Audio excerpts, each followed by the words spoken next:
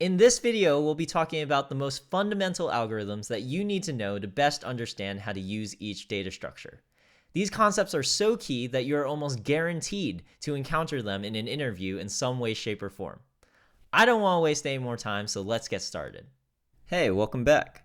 So the data structure algorithms that I want to talk to you about are how to implement a queue and a stack using an array, as well as how is the best ways to use a set and a map.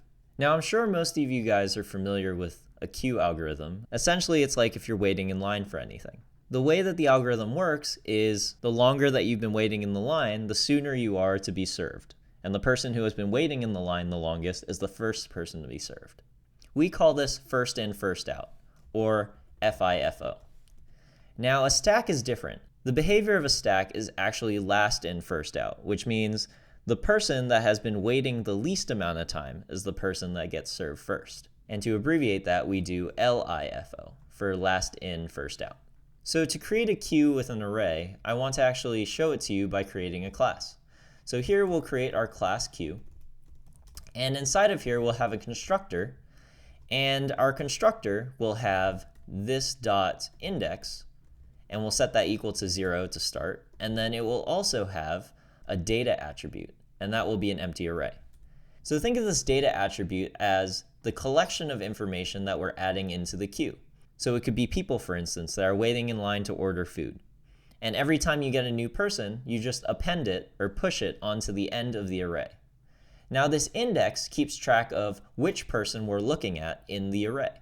So this constructor allows us to create one instance of a queue, essentially if we wanted to create one line of people waiting to order food. Now let's say we wanted to add someone to the end of this line, then for our queue class we could add an add method.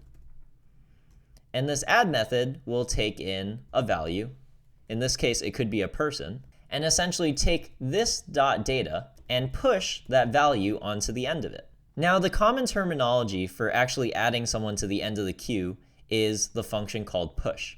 So we're actually going to change this name from add to push. Now let's say we want to serve the person at the front of the queue. In order to do that, let's create another method and we'll call it serve. And when we call the serve function on our instance of a queue, we essentially want to grab the person that is at the very front. In this case, the person that's at the very front is going to be the person at this index value.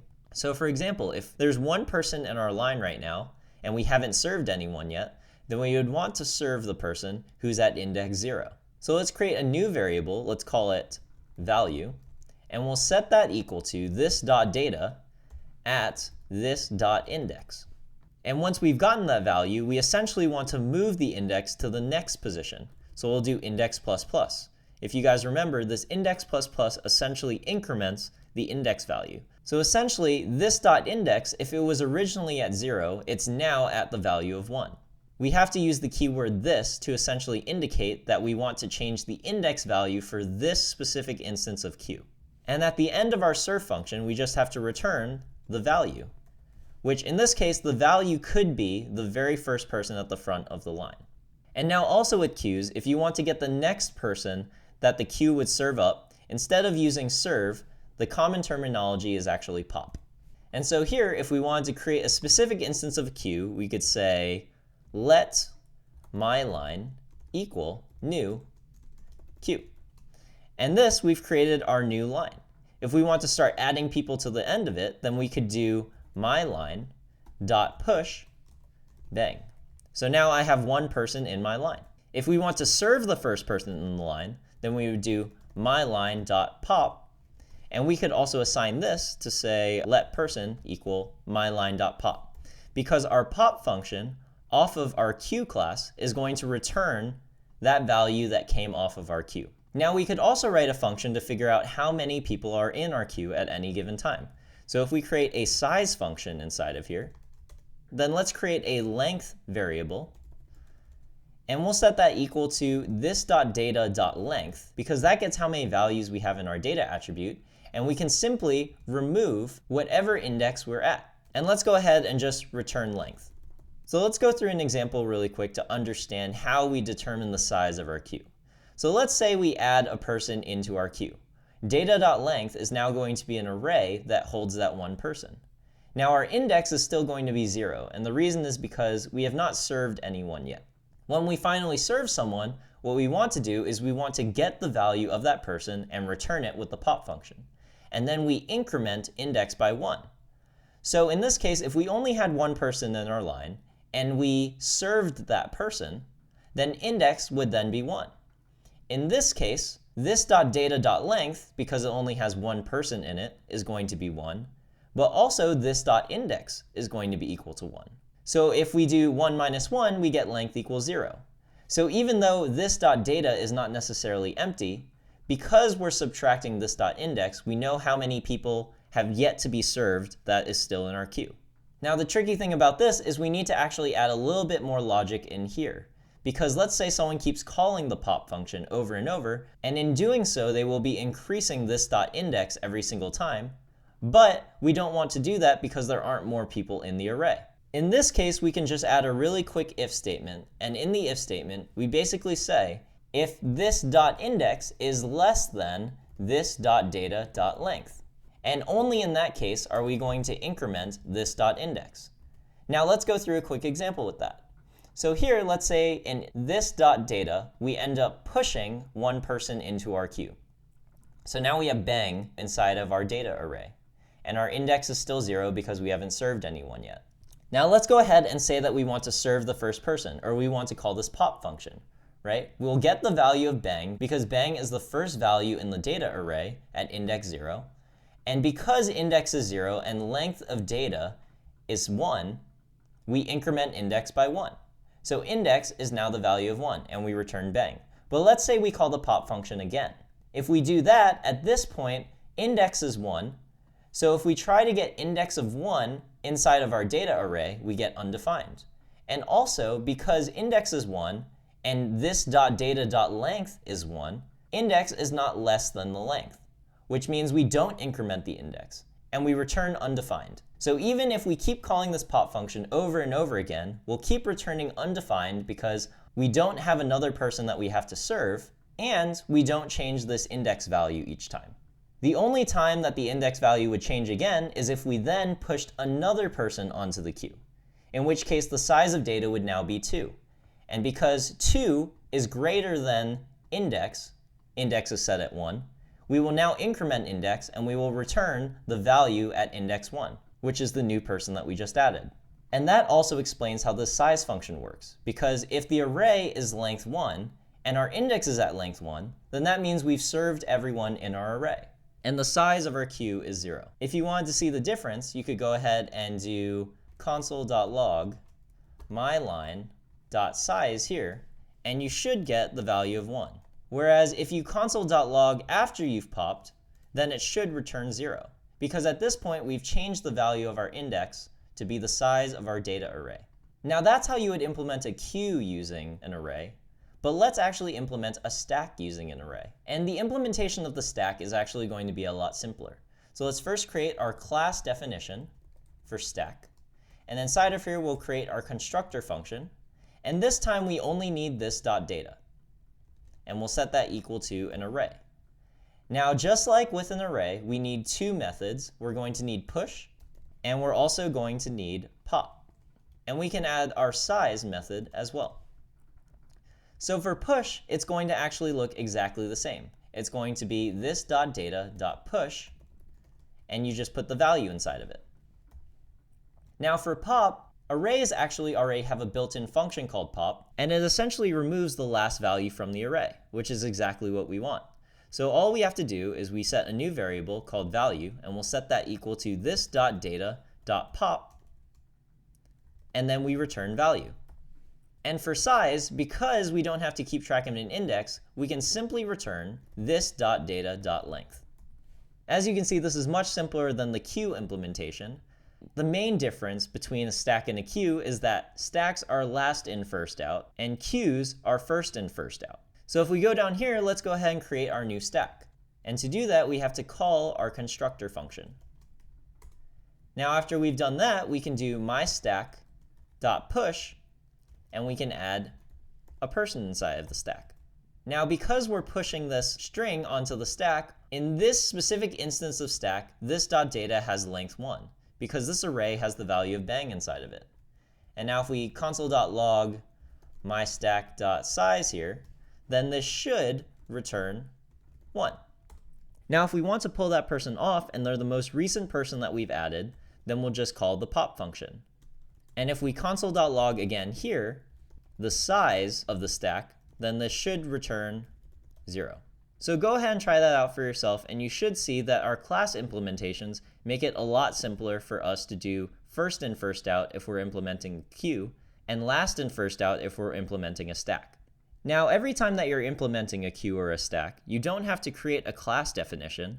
When you're implementing a stack, you can simply just use an array.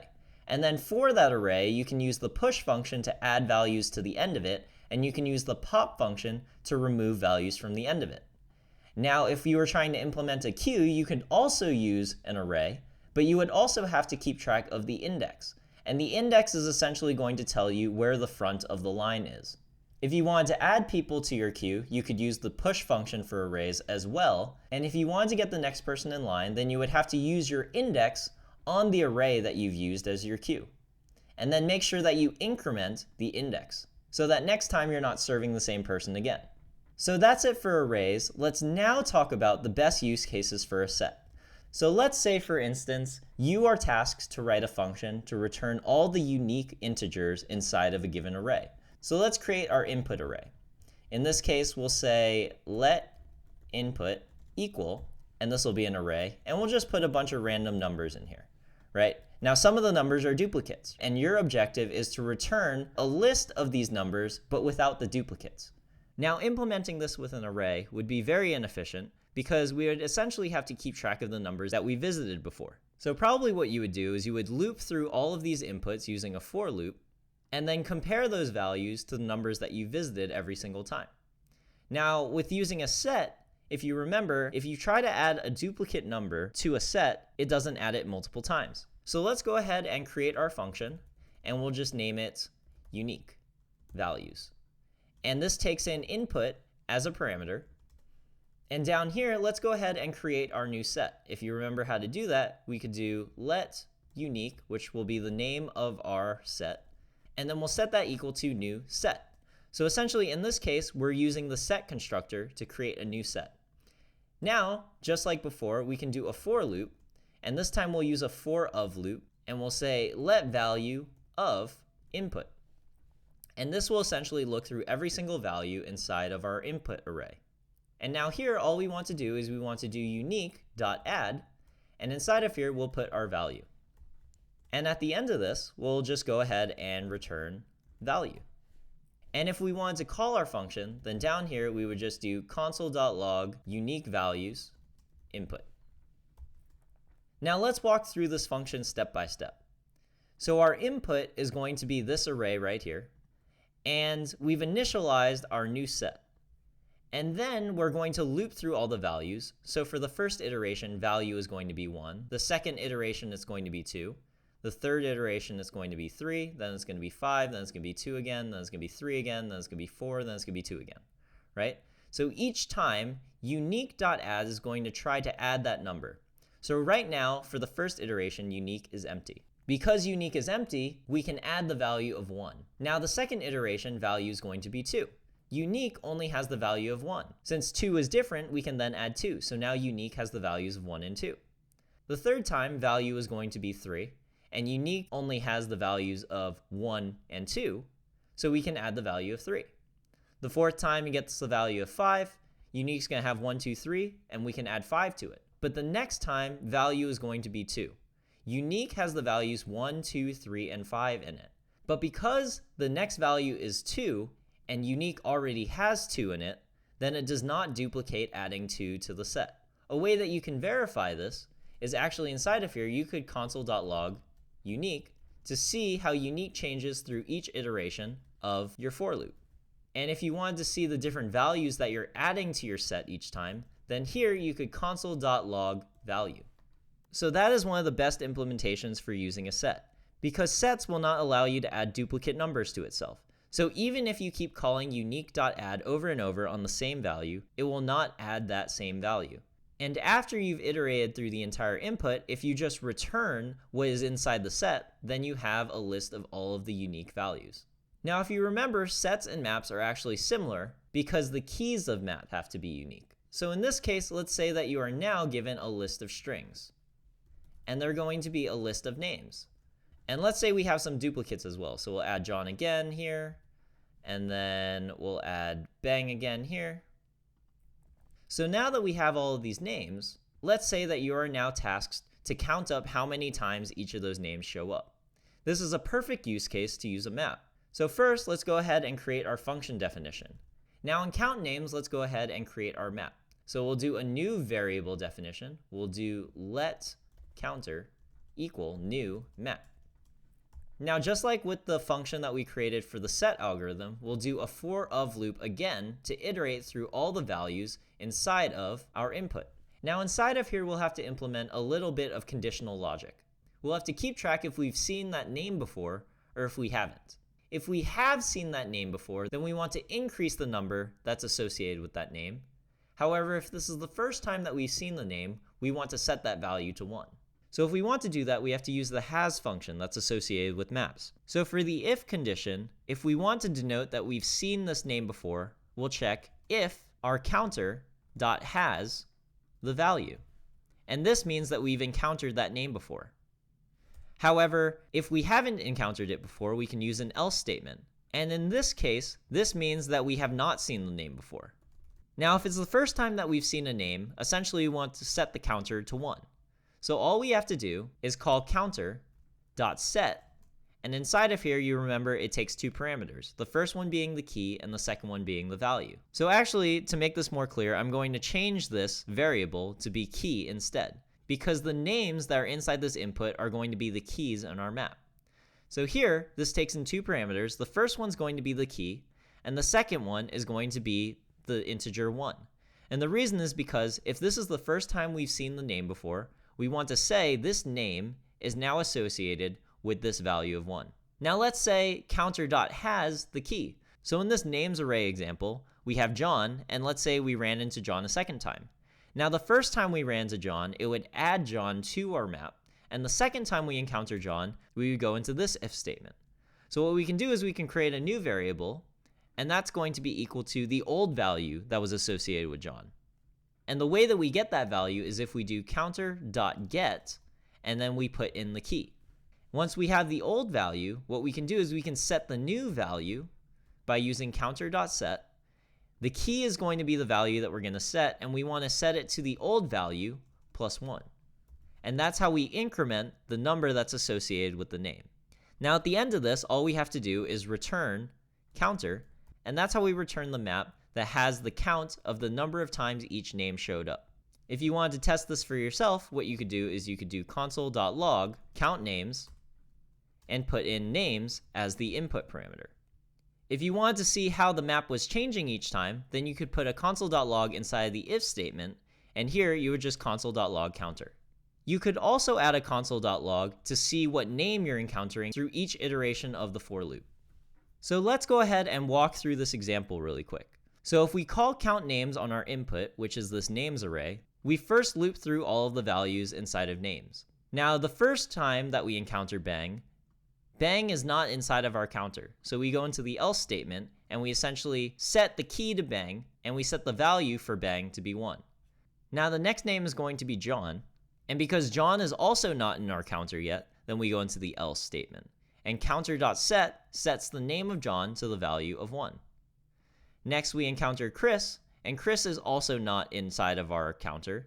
So this is false, and we go into the else, and the counter then sets the name of Chris to the value of 1.